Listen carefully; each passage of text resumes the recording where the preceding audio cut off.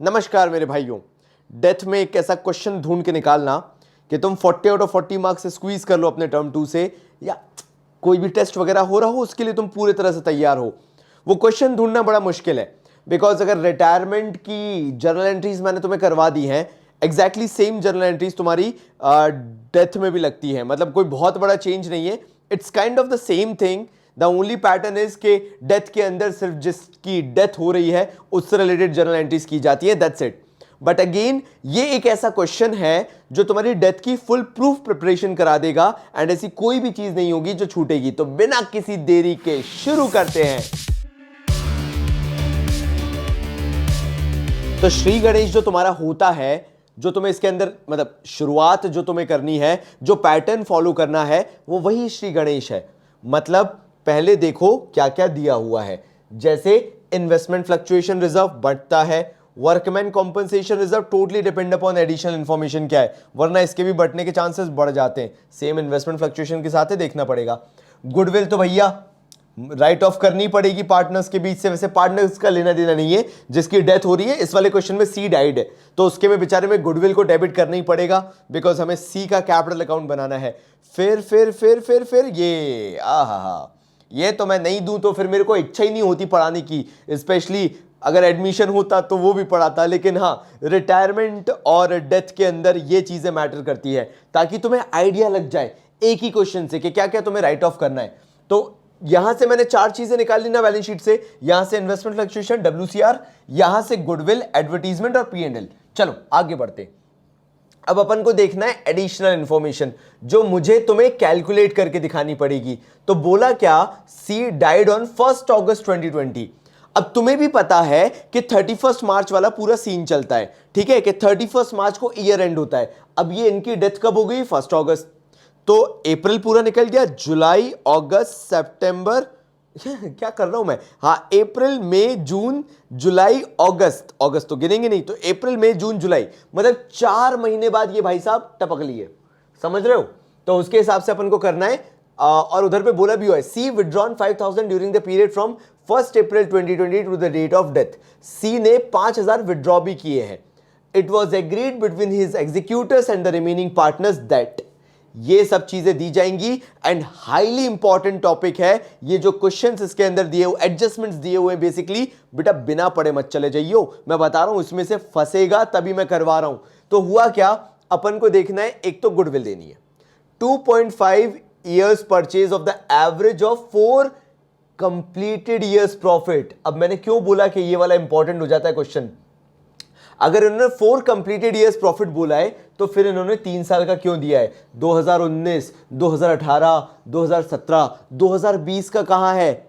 Exactly मैं उसी की बात कर रहा हूं। ये क्वेश्चन तभी ट्रिकी है, 2020 का इन्होंने बैलेंस शीट में छुपा रखा है और 2020 का लॉस है। मैंने इसलिए ये क्वेश्चन लिया ताकि मैं तुम्हें यही समझा सकूं कि 2020 में इनका लॉस है, तो जो गुडविल निकालोगे उसमें तुम्हारा लेटेस्ट ईयर ये वाला था, कब, 2020 कहां गया, ये रहा 31 मार्च 2020, और 31 मार्च 2020 को तुम्हारा क्या है, लॉस है। मतलब इनडायरेक्टली ये जो है ये -75,000 है तुम्हारा। तो जब गुडविल निकालोगे तो इसको -75 लेना पड़ेगा। तो एक काम करते हैं, जब तुम और मैं है ही तो निकाल लेते। Goodwill will be valued at 2.5 years purchase of average profit, average of 4 years completed profit. 4 years completed profit है, कोई दिक्कत नहीं है। तो ये 19, 18, 17 का तो दिया हुआ है, 20 अपने पास है, अपन निकाल लेते हैं। और सी का share of profit from the beginning of the accounting year till the date of death be calculated on the basis of average of 3 completed years. तो प्रॉफिट 3 साल के बेसिस पे निकालना है। खैर वो लॉस ही आएगा क्योंकि 75,000 है, मतलब प्रॉफिट निकालने के लिए आपको ये वाला साल नहीं लेना पड़ेगा, क्योंकि प्रॉफिट के लिए बोल दिया है on the basis of the average of 3 completed years. तो 2020 एक आ जाएगा, 2019 आ जाएगा, 2018 आ जाएगा, तो 3 साल का ही लेना है। देख रहे हो ना, 3 कंप्लीटेड ईयर्स। लेकिन गुडविल के लिए बोला है 4 कंप्लीटेड ईयर्स, तो 2020 एक हो गया, 19, 18, 17 वो सारे लेने पड़ेंगे इसके अंदर। बाकी तो खैर पेटेंट और मार्केट वैल्यू ऑफ इन्वेस्टमेंट के बारे में ही दिया हुआ है, वो अपन कर लेंगे। एक काम करते हैं, सबसे पहले अपन निकालते हैं कि आखिर अपना इसका गुडविल कितनी निकल के आ रही है। तो चलो चालू करते हैं, अपन इसमें नया पेज खोलते हैं। रिटायरमेंट अपन ने कर ही लिया है, चलो गुडविल निकालते हैं। तो गुडविल में क्या हुआ, पहले तो -75,000 लेंगे अपन, ठीक है। अपन कैलकुलेट कर रहे हैं गुडविल, तो गुडविल में एक तो -75,000 हो गया। फिर आ जाते हैं 16, 14 और 1,10,000, ठीक है भाई, ये भी कर लेते हैं। तो अपन ने लिया +16,000 +14,000 प्लस 1,01,000। मेरे ख्याल से 1,01,000 है, क्यों तीर्थ? 1,01,000 ही था ना? 1,01,000 है, मैं 1,10,000 पता नहीं क्यों बोला था, 1,01,000 है मेरे भाइयों, ठीक है। तो ये -75 था, बाकी 16, 14 और 1,01,000 ये हो जाएगा डिवाइडेड बाय 4, क्योंकि गुडविल 4 से आएगी। तो ये हुआ यार 1,31,000 -75, ये हो जाएगा 56,000। 56,000 हुआ ये, डिवाइडेड बाय अपन 4 कर देंगे तो ये आ जाएगा 14,000। अब अपने पास 14,000 ये आ चुका है। अपन को क्या करना है, इसका 2.5 ईयर्स पे गुडविल निकालनी है, ठीक है। ये 2.5 ईयर्स पे गुडविल निकलेगी। 14,000 मल्टीप्लाइड बाय 2.5 कितना आएगा? 14 इंटू 2 28 हुआ, और उसका आधा 7,000 35,000। ये आ गया अपना 35,000, ठीक है मेरे भाइयों।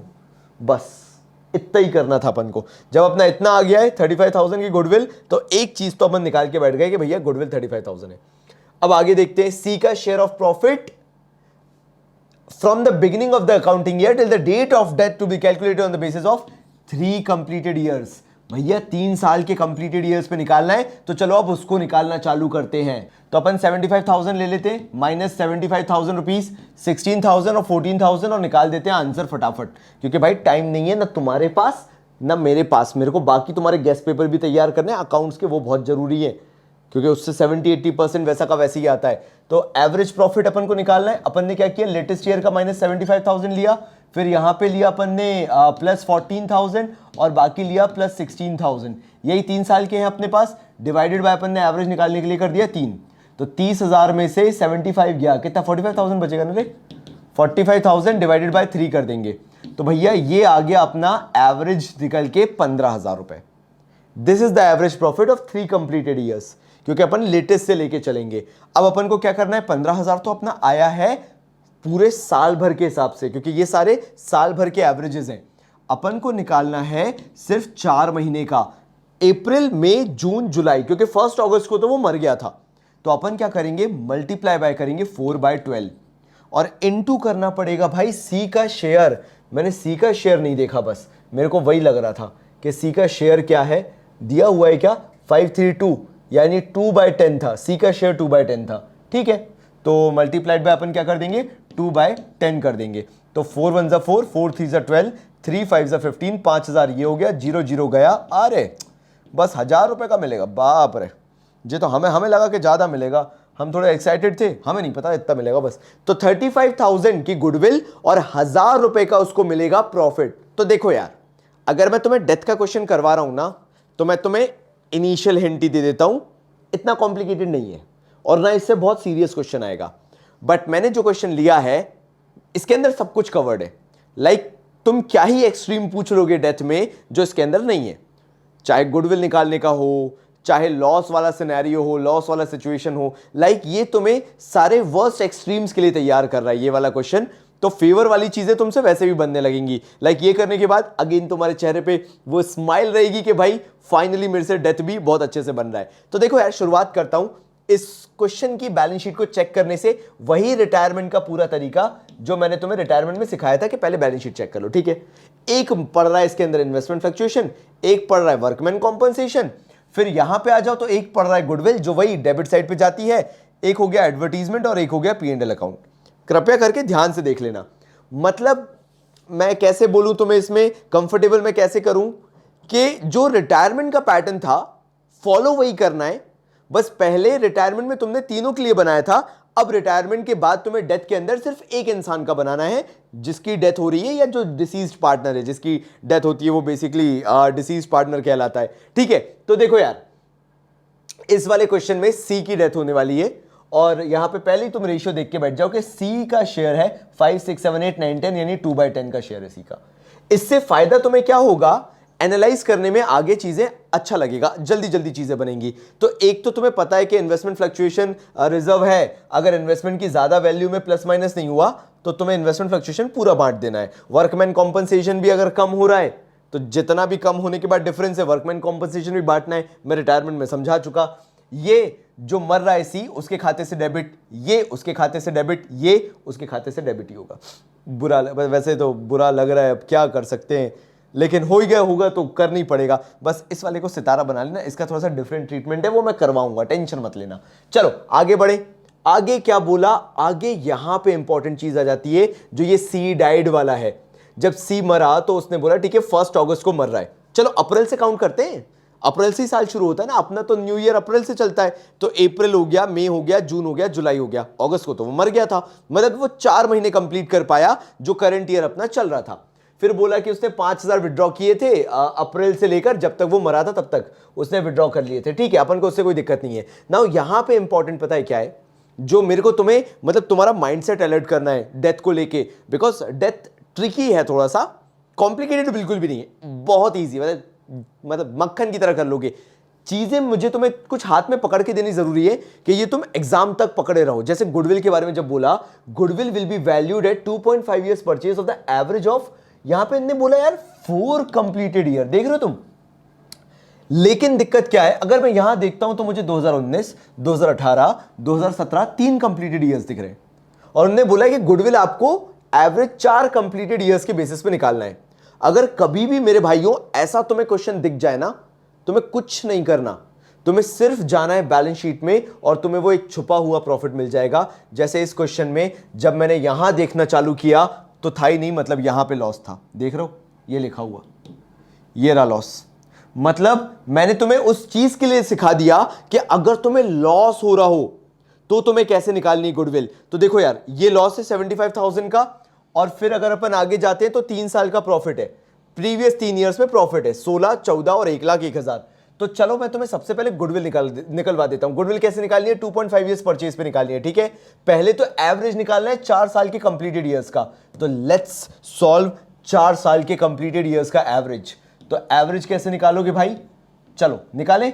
देखो यार, एक तो हो गया -75,000 जो कि करंट ईयर है आपका, फिर 16 से चालू है, ओके, तो 16 से चालू है, अपन यहां पे करेंगे +16,000, देन +14,000 क्योंकि ये सारे के सारे प्रॉफिट्स ही हैं, उसके बाद +1,01,000 रुपए का, मतलब सबसे लास्ट ईयर का 2017 था, 16 था, 2017 का था 1,01,000, तो ये भी अपन ने लिख लिया, ठीक है। अब क्योंकि 4 साल का एवरेज है तो अपन को डिवाइड बाय 4 करके निकालना पड़ेगा, सिंपल सी बात है। 4 प्रॉफिट लिए हैं तो डिवाइड बाय 4 करना पड़ेगा, 4 ईयर्स है तो जब अपन 4 साल का निकालेंगे ये हो जाएगा 1,31,000, 1,31,000 माइनस 75,000, ठीक है।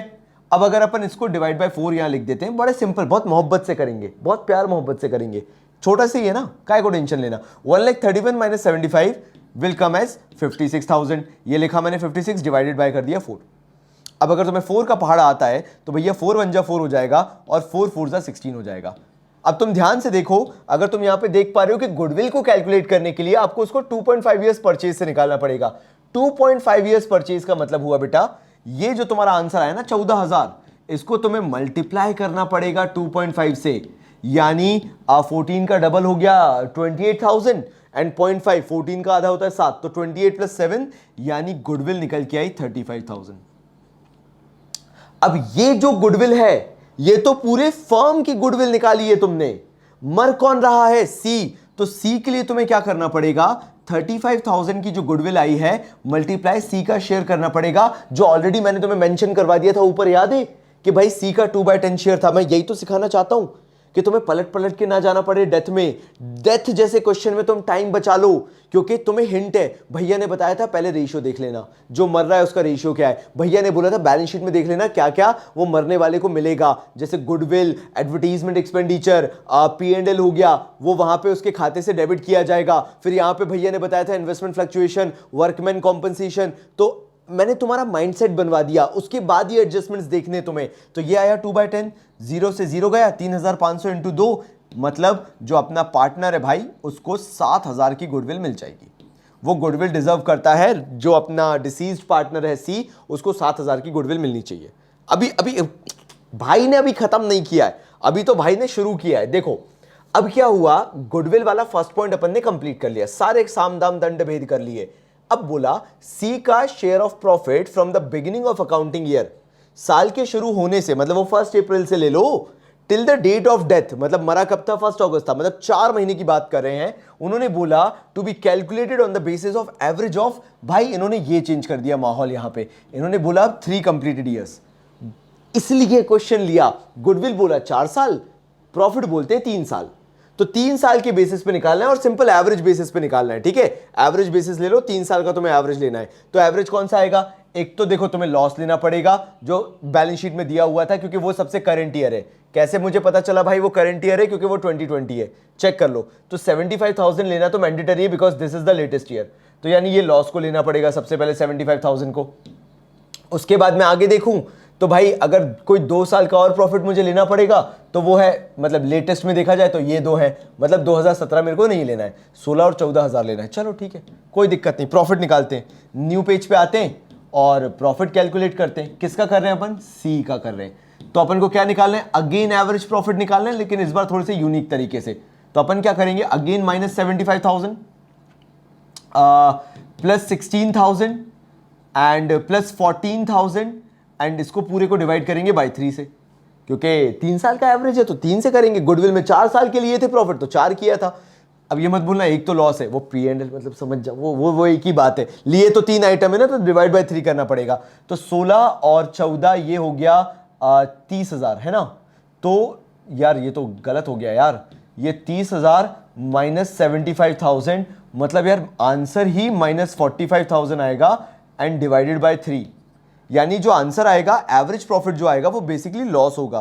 तो ये हो गया 15,000 आया, माइनस 15,000 आया भाई लोग मेरे, मतलब अभी लॉस चल रहा है, ठीक है। अब अपन को अगर फर्दर कैलकुलेट करना हो कि अपन उसको कितना देंगे जो डेथ हो रही है जिसकी, तो देखो यार माइनस 15,000 सी के लिए कैलकुलेट कर रहा हूं मैं, ठीक है।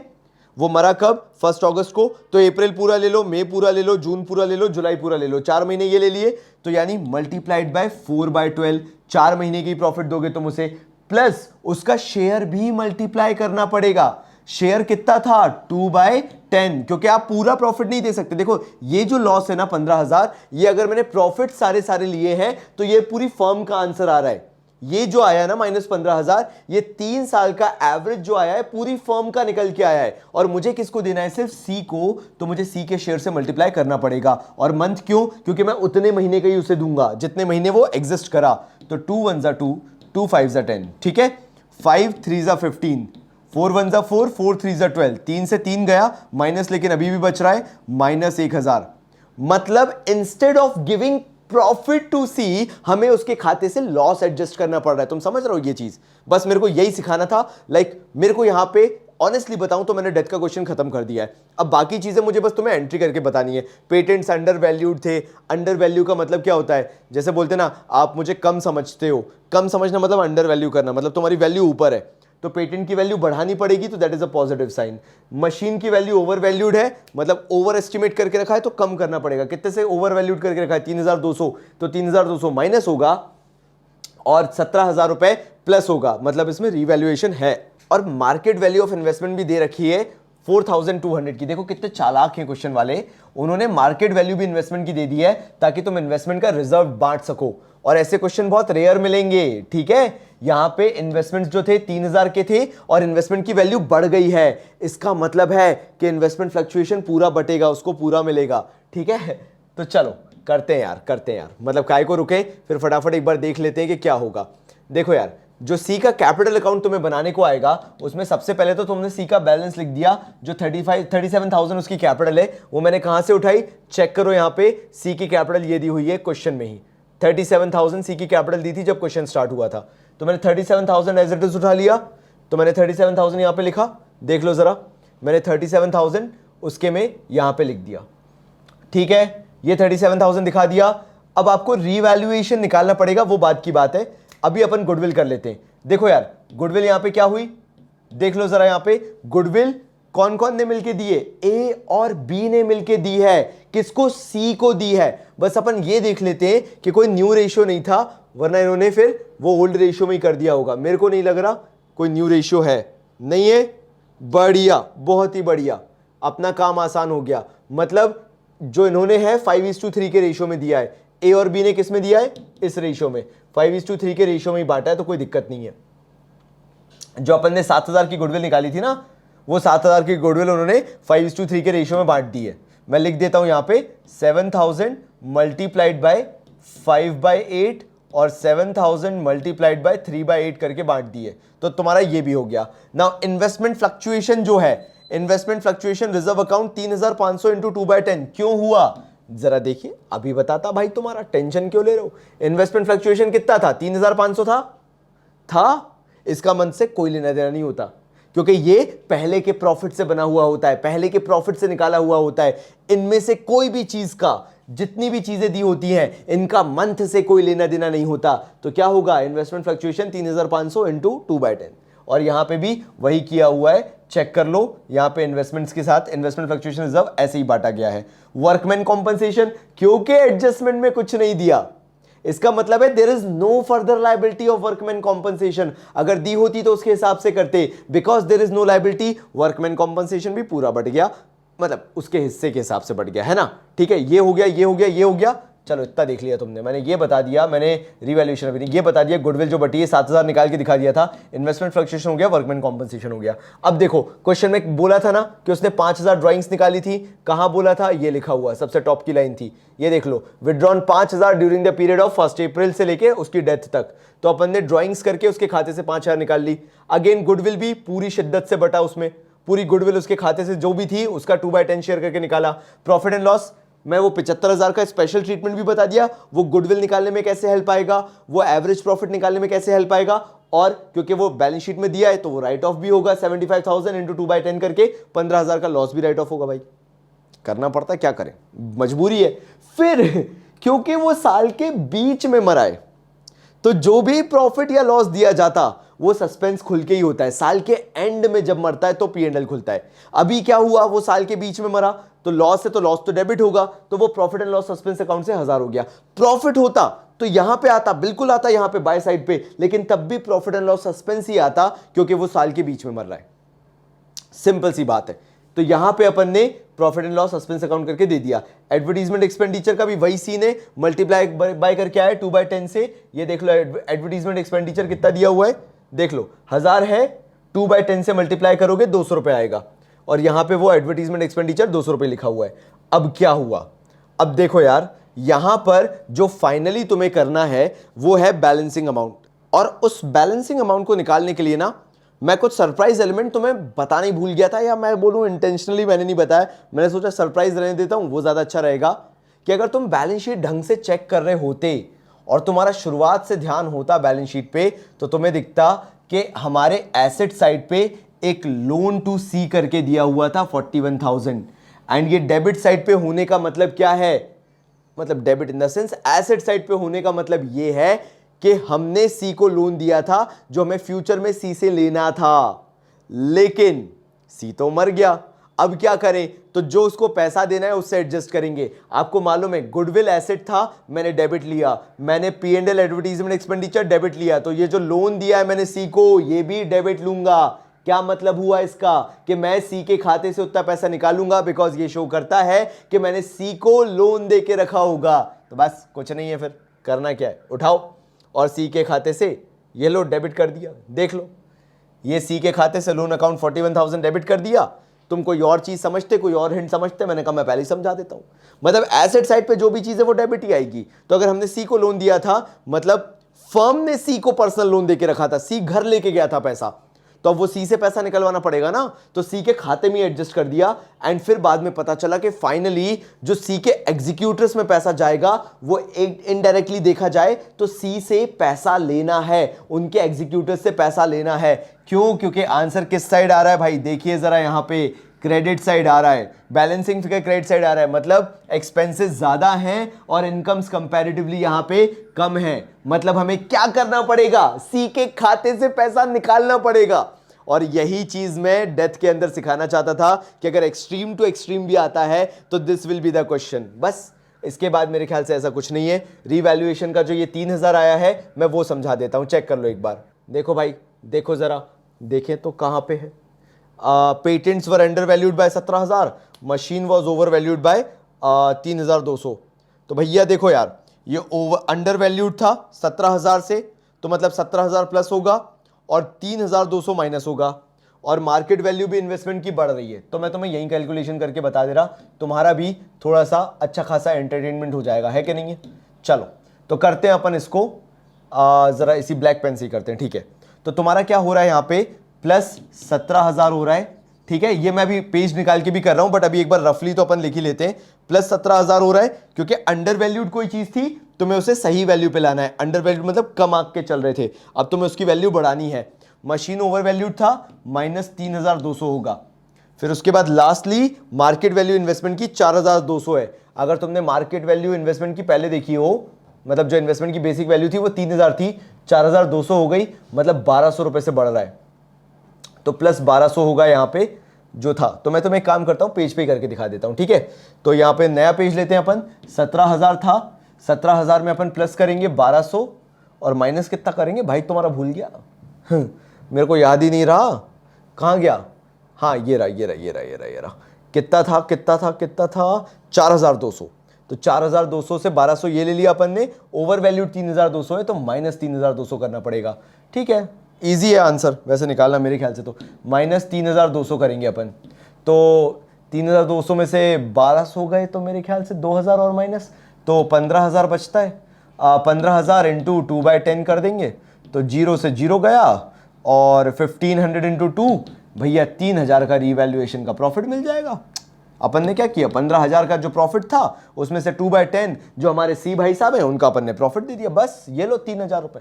मतलब तुम्हें लगना नहीं चाहिए कि भैया ने निकाल के नहीं बताया, ये देख रहे हो, ये रीवैल्यूएशन का इनको 3,000 का प्रॉफिट दे दिया क्योंकि प्रॉफिट हो रहा था, फाइनली प्रॉफिट हो रहा था, बस। बाकी ऐसा कुछ नहीं है, एग्जीक्यूटर अकाउंट तुम्हें है नहीं, रीवैल्यूएशन अकाउंट मैंने तुम्हें बता ही दिया। 17,000 और 1,200 से ये बढ़ रहा है, 3,200 से ये कम हो रहा है, तो ये आ गया था सी का 3,000 रुपए, ये मैंने करके दिखाई दिया, और बाकी एडजस्टमेंट्स है।